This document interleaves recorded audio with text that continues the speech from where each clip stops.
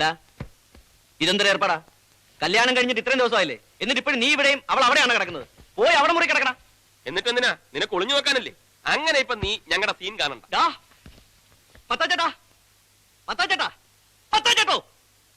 എന്താടാ തുടങ്ങിയ പിന്നെയും? ഇവനെ നോക്കിയേ, ഇവന്റെ കല്യാണം ശരിക്കുള്ള കല്യാണമായിരുന്നു എന്ന് എനിക്ക് സംശയമുണ്ട്. അല്ലെങ്കിൽ ആ പെണ്ണിനെ അവിടെ തനിച്ചാക്കിട്ട് ഇവൻ ഇവിടെ വന്ന് കിടക്കുന്ന എന്തിനാ? ശരിയാണല്ലോ, നിനക്ക് അവിടെ പോയി സുഖമായിട്ട് കിടന്നൂടാ ഗോപാലകൃഷ്ണ. ഓ, ആ സുഖം ഞാൻ വേണ്ടെന്ന് വെച്ചു. നിങ്ങളൊക്കെ ഇവിടെ ഇങ്ങനെ ദുഃഖിച്ചു കഴിയുമ്പോ ഞാൻ മാത്രം സൂഹിക്കുന്നത് ശരിയല്ലല്ലോ. അങ്ങനെ നീ എന്തിനാണ് ഒരു ത്യാഗം ചെയ്യണേ? എഴുന്നേൽക്കടാ, എടാ ഇങ്ങോട്ട് എഴുന്നേൽക്കാൻ. എഴുന്നേൽക്കടാ. മത്തായി ചേട്ടാ, ഞാനൊന്ന് പറയട്ടെ. തൽക്കാലം ഞങ്ങൾക്ക് കുട്ടികൾ വേണ്ട. 1 കൊല്ലം കഴിഞ്ഞിട്ട് മതിയെന്ന ഞങ്ങളുടെ തീരുമാനം.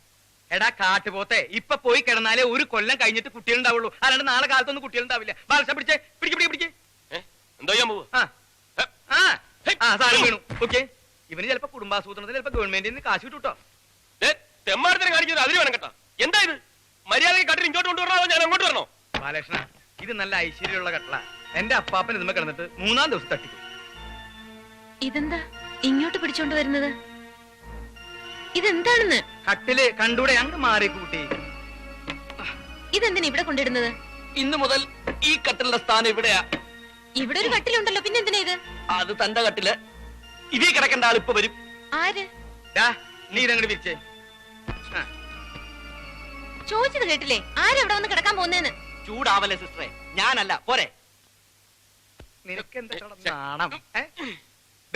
ഇന്ന് മുതൽ നിങ്ങൾ 2 അല്ല 1. അയ്യേ, നീ എന്തിനാണ് അവിടെ വട്ടം കറങ്ങി നിൽക്കണേ? നാണമില്ലേ? അടച്ചുകളല്ലേ? ഓ, അടച്ചു കളഞ്ഞു. മത്തായി ചേട്ടാ, പുറത്തുനിന്ന് കുറ്റിയിട്ടേക്കല്ലേ? കുറ്റിയൊന്നും ഇട്ടിട്ടില്ലടാ. അയ്യോ, കുറ്റിയിട്ട് കളഞ്ഞു. ഇതാ ചെറിയ കാര്യം മതി, മത്തായി ചേട്ടാ ഉടനെ കുറ്റിയിട്ട് കളയും. മത്തായി ചേട്ടാ,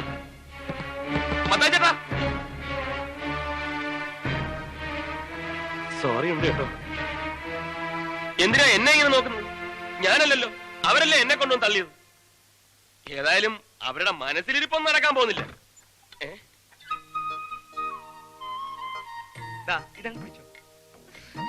അയ്യോ, നാണം നാണം നാണം. പകുതി കുടിച്ചിട്ട് ബാക്കി പകുതി ആ കുട്ടിക്ക് കൊടുത്തേക്ക്. പിന്നെ ബാക്കി ഉണ്ടെങ്കിൽ നാളെ കാലത്ത് കുടിക്കും. മത്തായിച്ചേട്ടാ, ഓ പിന്നെ അടച്ചു കുറ്റിയിട്ടല്ലോ. ഇത് വലിയ ശല്യമായല്ലോ. ഇന്നിവിടെ എന്തെങ്കിലുമൊക്കെ നടക്കുമെന്ന അവന്മാരുടെ വിചാരം. അതിന് വേറെ ആളെ നോക്കണം. മീര പേടിക്കണ്ട, കട്ടിൽ സൗകര്യമായിട്ട് കിടന്നോളൂ. ഞാനിവിടെ അറ്റത്ത് ഒതുങ്ങി കിടന്നോളാം. പോരെ? വേണ്ട, കട്ടിലിന്റെ സാറ് തന്നെ വിസ്തരിച്ച് കിടന്നോളൂ.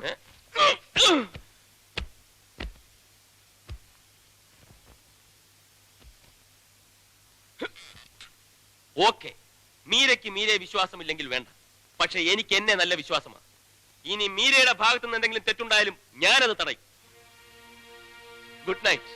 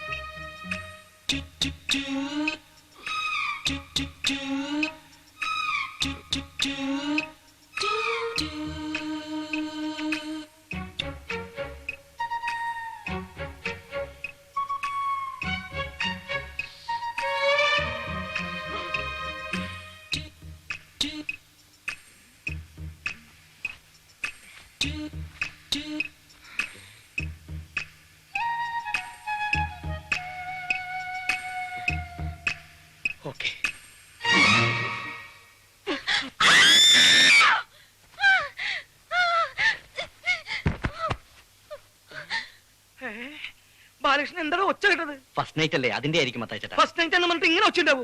ഇത് ഫസ്റ്റ് നൈറ്റ് അല്ല, ലാസ്റ്റ് നൈറ്റ് ആണെന്ന് തോന്നുന്നത്. ഞാനങ്ങനെ ഇവിടെ വന്നു? ആരാ എന്നെ പൊക്കിയെടുത്ത് ഇവിടെ കൊണ്ട് കിടത്തിയത്? നീയാണോ? മതി, അഭിനയിച്ചതും പച്ചപ്പാവൻ ചമഞ്ഞതൊക്കെ. ചതിയനാണ് നീ, കൊടും ചതിയൻ. മീര, ബഹളം ഉണ്ടാക്കരുത് പ്ലീസ്. അപ്പുറത്ത് അവരൊക്കെ ഉണ്ട്. അവരൊക്കെ കേക്കട്ടെ, സത്യം എന്താണെന്ന് അവരറിയട്ടെ. നിങ്ങൾ ചെയ്ത വൃത്തികേടുകളൊക്കെ ഇവിടെ എല്ലാവരും അറിയട്ടെ. അതിന് ഞാൻ എന്ത് വൃത്തിയേട് ചെയ്തെന്നാ? ഉറക്കത്തിൽ അറിയാവുന്ന കെട്ടിപ്പിടിച്ചോ? അപ്പൊ നീ എന്നെ ഉറക്കത്തിൽ കെട്ടിപ്പിടിച്ചോ? അത് ഞാൻ ക്ഷമിച്ചില്ല. അതുപോലെ ഞാനും ഒന്ന് അറിയാണ്ട് ചെയ്തു പോയതാ. അറിയാണ്ടാണല്ലേ?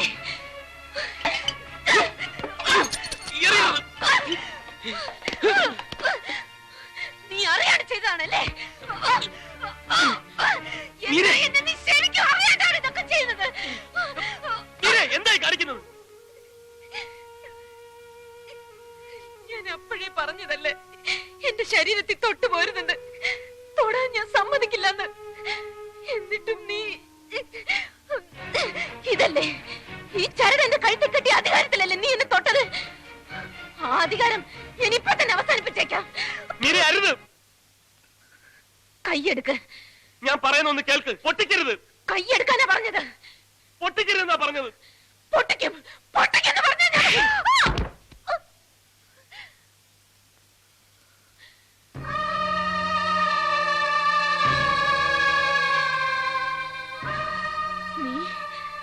നീ എന്നെ തല്ലിയല്ലേ? നിന്നെ തല്ലുകയല്ല, കൊന്നു കുഴിച്ചു മുടുക വേണ്ടത്. ഇനി ആ താലിയിലെങ്ങനെ തൊട്ടാലുണ്ടല്ലോ, കൊന്നുകളയും നിന്നെ ഞാൻ. വേണ്ട, നീ എന്നെ കൊല്ലണ്ട. ഞാൻ ചാവല്ലേ നിനക്ക് വേണ്ടു? ഞാൻ ചത്തോളാം, ഞാൻ തന്നെ ചത്തോളാം. പോ, എവിടെയെങ്കിലും പോയി ചാവ്.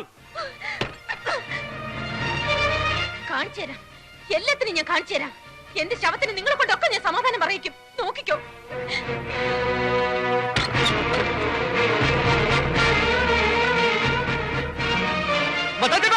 അവിടെ കിണറ്റിന് നേരെ പോണ്.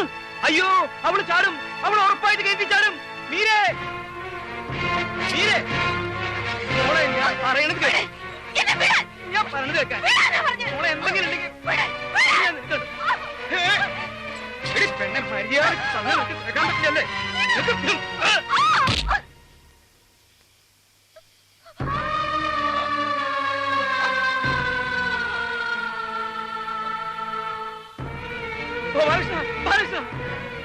അയ്യോ മീരെ, ബാലകൃഷ്ണ പൊക്കടാ.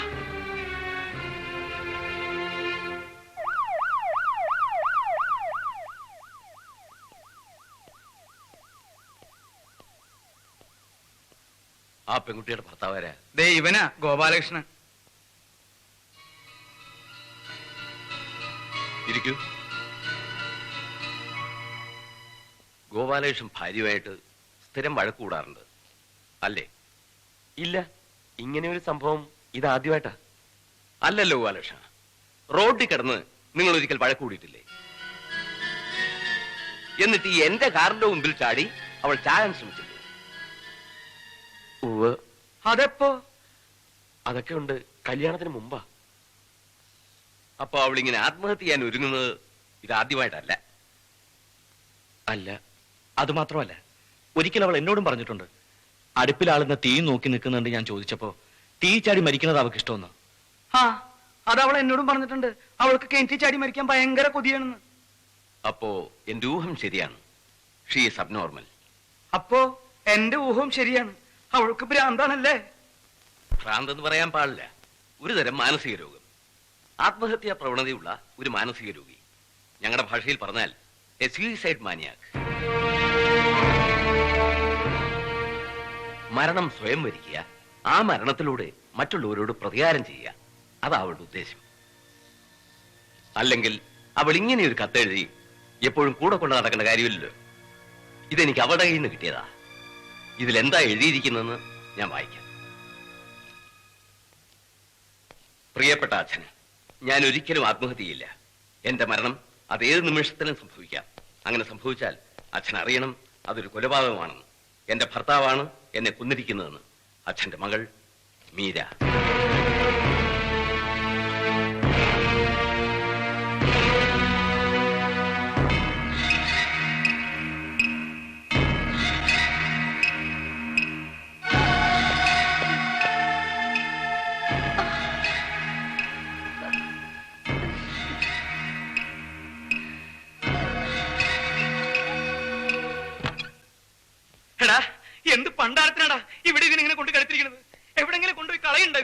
കളയേ? എവിടെ കൊണ്ട് കളയാൻ?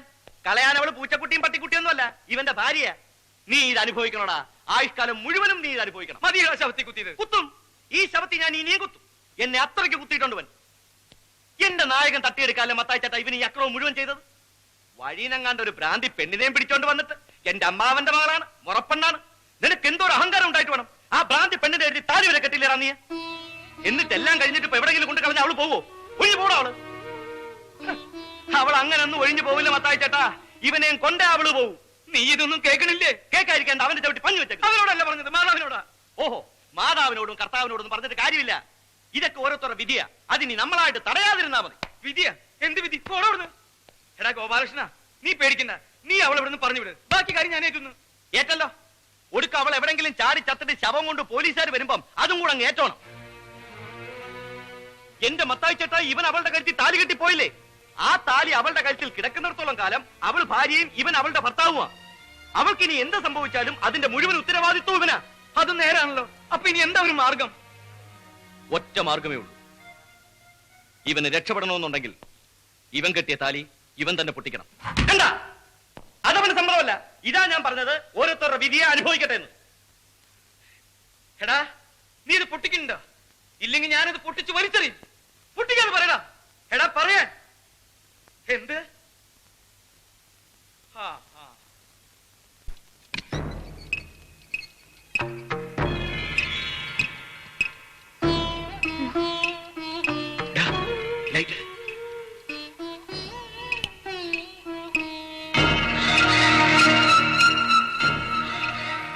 ചെല്ലടാ, ചെന്ന് പൊട്ടിക്കട താലി. പൊട്ടിക്കണോ മത്തായി ചേട്ടാ? ഒന്നുകൂടെ ഒന്ന് ആലോചിച്ചിട്ട്. ഇനി എന്തോന്ന് ആലോചിക്കാൻ? നീ അങ്ങോട്ട് ചെന്ന് പൊട്ടിക്ക്. ചെല്ല്. ചെല്ലാൻ.